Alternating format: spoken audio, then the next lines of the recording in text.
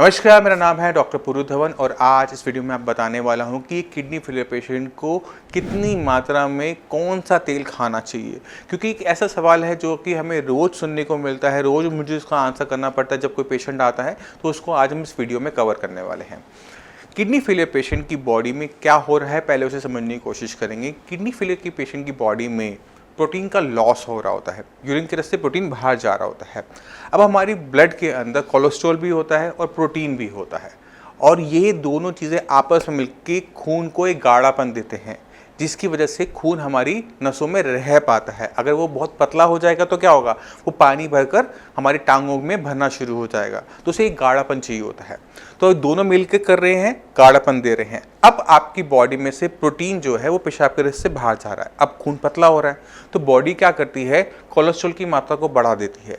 अब कोलेस्ट्रॉल की मात्रा जो बढ़ रही है वो आपके खाने की वजह से नहीं बढ़ रही कि आप ज़्यादा मात्रा में घी तेल खा रहे हो। अक्सर पेशेंट पूछता है, अक्सर वो पूछ बैठते हैं कि डॉक्टर साहब मैं तो घी तेल खा ही नहीं ना, फिर मेरी बॉडी में इतना कोलेस्ट्रॉल कैसे आ रहा है। तो उनको हमें समझाना पड़ता है कि प्रोटीन जो होता है हमारी बॉडी में, ब्लड के अंदर खासकर, वो हमारे कोलेस्ट्रॉल की फॉर्मेशन को इनहिबिट करता है। यानी अगर आपकी बॉडी में सही मात्रा में प्रोटीन है तो कोलेस्ट्रॉल कम बनेगा। क्यों बनेगा? क्योंकि गाढ़ापन बनने के लिए जितना चीज़ चाहिए वो बॉडी को मिल चुकी है, तो इससे ज़्यादा कोलेस्ट्रॉल नहीं बनाना पड़ता।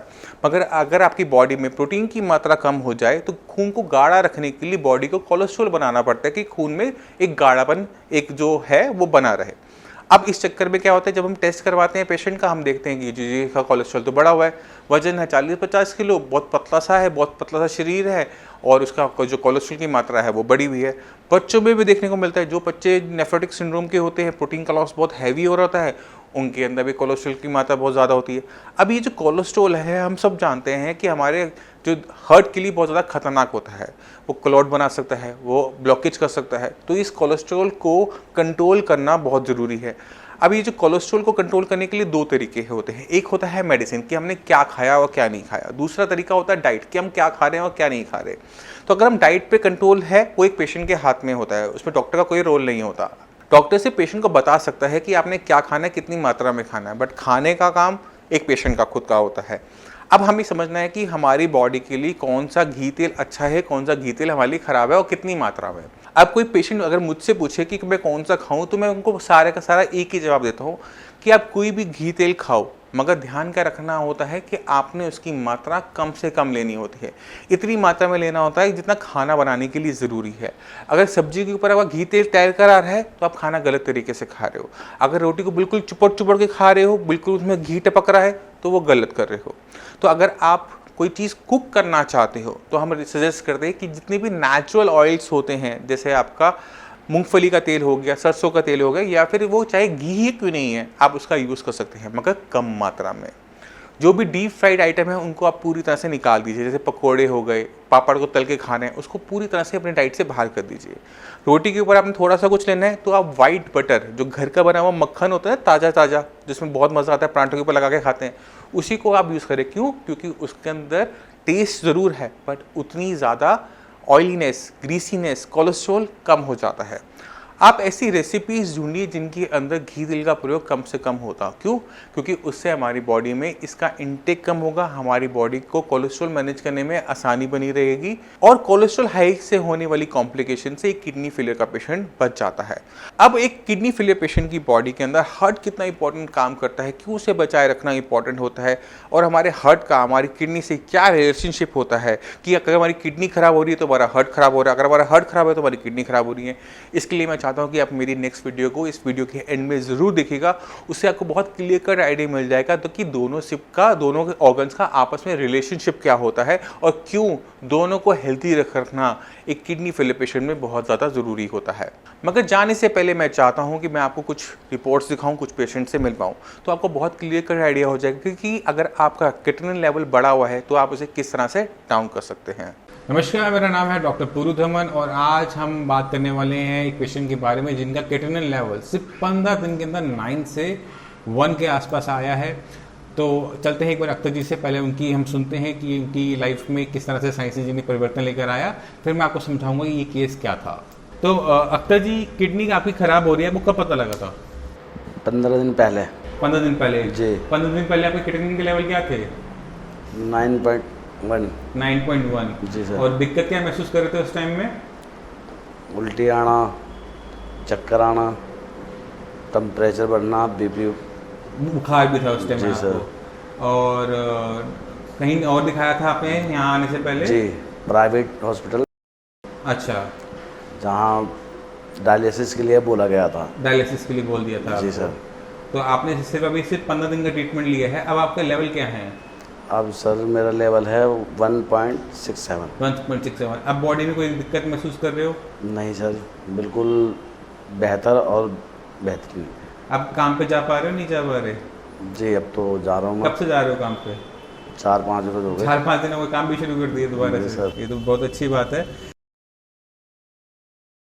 अख्तर जी का जो क्रिएटिनिन लेवल है 9 से 1 जो 15 दिन के अंदर आया, उसके लिए हमें बहुत जगह पे काम करना पड़ा एक साथ। पहले तो ये समझना पड़ा कि इनकी किडनी खराब क्यों हो रही है। नॉर्मली जो किडनी होती है 80-90% लोगों के अंदर खराब होती है हाई बीपी और शुगर की वजह से। अख्तर जी को ना बीपी ना शुगर। इनकी एक खास हिस्ट्री हमें देखने को मिली कि इन्होंने 1.5 साल तक पेन किलर खाया। पेन किलर खाने से क्या होता है कि किडनी पर उसका इम्पैक्ट आता है, किडनी एकदम इनका काम करना बंद कर दिया। इस कंडीशन को हम कहते हैं AKI, एक्यूट किडनी इंजरी, यानी किडनी का एकदम सडनली काम करना बंद कर देना। इसको आसान शब्दों में आपने समझना है तो समझो कि किडनी एकदम शॉक में चली गई थी। ठीक है, अंदर कोई नुकसान नहीं हुआ, कोई सूजन नहीं, कुछ नहीं है, बट जो हम एलोपैथिक मेडिसिन खाते हैं, एंटीबायोटिक्स खाते हैं, पेन किलर खाते हैं, उसकी वजह से किडनी ने एकदम सडनली काम करना बंद कर दिया। अब जब वो काम करना बंद कर देगी तो खून को साफ करने की जो इनकी किडनी की क्षमता है वो एकदम बंद हो गई। अब शरीर के अंदर क्रिएटिनिन बढ़ रहा था, यूरिया बढ़ रहा था, जिसकी वजह से इनको दिक्कत महसूस हो रही थी। चाहे वो मांसपेशियों में एटन थी, वॉमिटिंग थी, पैरों में सूजन थी, वो सब आना शुरू हुआ क्योंकि अब किडनी ने पेशाब बनाना ही बंद कर दिया था। तो अब ऐसे केसेस के अंदर नॉर्मली कोई देखेगा तो पहले ही बोलेगा कि डायलिसिस स्टार्ट करो, मगर इन्होंने थोड़ा साइंस इंजन में फेथ दिखाते हुए जो ट्रीटमेंट शुरू किया, और क्योंकि एक ही आई था, अंदर किडनी के अंदर डैमेज नहीं था, तो मेडिसिन ने बहुत तेजी से अच्छा काम करते हुए ये लेवल 9 से सीधा 1, वो भी सिर्फ 15 दिन के अंदर। ये सब पेशेंट्स में नहीं हो सकता, ये सिर्फ उन्हीं पेशेंट्स में देखने को मिलता है जिनकी किडनी एक्यूट किडनी इंजरी से सफ़र कर रही हो। बाकी जो हमारे साइंस इंजीनियर की बाकी जो हमारे पेशेंट हैं जो किडनी के और मरीज हैं, उन्हें आप क्या कहना चाहोगे? मैं तो ये कहना चाहूँगा कि हमारे साइंस संजीवनी से ही इलाज कराया जाए। बहुत बेहतर और बहुत अच्छा इलाज है और मैं बहुत खुश हूँ, संतुष्ट भी हूँ। मैं उम्मीद करता हूँ इस वीडियो से आप समझ गए होंगे कि AKI क्या होता है, एक्यूट किडनी इंजरी क्या होता है, इसके कारण क्या होते हैं, पेन किलर्स हैं, आपके एंटीबायोटिक्स हैं, आप समझ गए होंगे। फिर भी आपके माइंड हो तो हमारे डॉक्टर, साइंस इंजीनियरिंग डॉक्टर्स हैं, आप उन्हें कॉल कर उनसे बाकी इन्फॉर्मेशन ले सकते हैं। तो आपने खुद देखा कि अगर हम थोड़ा सा अपनी डाइट पे काम कर लेते हैं, थोड़ा सा अपनी किडनी पे काम कर लेते हैं, किडनी की फंक्शनिंग को बढ़ाने पे काम कर लेते हैं, तो क्रिएटिनिन लेवल, यूरिया लेवल बहुत तेज़ी से बहुत अच्छी लेवल तक वो डाउन हो जाते हैं। और ये जो क्रिएटिनिन लेवल डाउन हुआ है, यूरिया लेवल डाउन हुआ है, ये इसलिए डाउन होता है क्योंकि हमारी किडनी की फंक्शनिंग बढ़नी शुरू हो जाती है, किडनी अपनी काबिलियत काम करने की बढ़ा लेती है और क्रिएटिनिन और यूरिया डाउन हो जाता है। और ये बहुत ज़्यादा ज़रूरी होता है अपनी बॉडी को बचाए रखना किसी बड़ी कॉम्प्लिकेशन से। तो मैं उम्मीद करता हूँ इस वीडियो से आप समझ गए कि क्यों हम आपका घी तेल बंद करवाते हैं, कम करवाते हैं, क्यों हम इसे कहते हैं कि आपसे कम मात्रा में लो। फिर भी आपके माइंड में कोई भी डाउट है, कुछ भी पूछना चाहते हैं तो हमारे डॉक्टर्स अवेलेबल होते हैं, आप मुझसे भी आकर मिल सकते हैं। अगर आप उन्हें हमारे डॉक्टर्स को कॉल करेंगे तो आप उनके साथ अपनी जो रिपोर्ट्स हैं उनको ज़रूर शेयर कीजिएगा, क्योंकि रिपोर्ट्स देखने के बाद एक बहुत क्लियर कट आइडिया मिल जाता है कि पेशेंट पे हमने क्या काम करना है। अब इसी के साथ आप सभी से मैं चलने की आगे चाहूँगा। मिलते हैं अगली वीडियो में, तब तक के लिए नमस्कार।